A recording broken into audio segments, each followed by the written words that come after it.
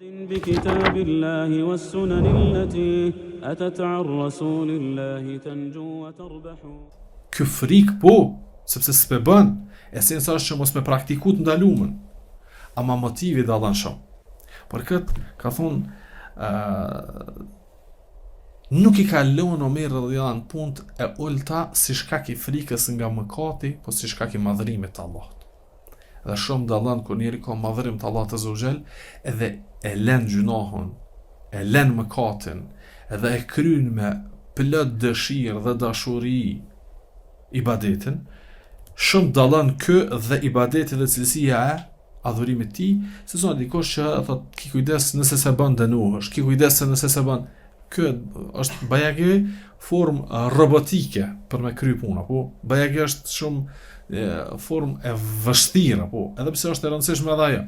Ama Omer radhiyallahu anhu ka qenë prej atyre që s'ka pas nevojë mja kujtu gjithmonë dënimin që me bëni punë të mirë, sepse madhërimi ndaj Allahut azza wa jall ka qenë kryesorja që ka shty në punë të mira. Hasan al-Basriu rahimahullah thot Omeri, tash kjo fjala Hasanit, thot Omeri ka ndodhur që ku ka pa një zjarr të ndezur, është afru dhe ka zgjat dorën. Dhe i ka thonë hellek ala hadha sabr, a ki sabër që të me qitë dorën?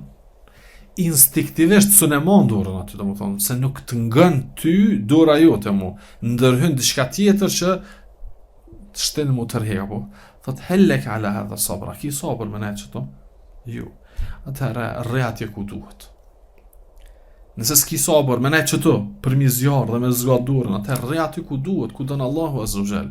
Rri besnik Allahut azza wa jall në urdhrat e tij dhe në largim nga ndalesat e tij që më shpëtu nga kjo.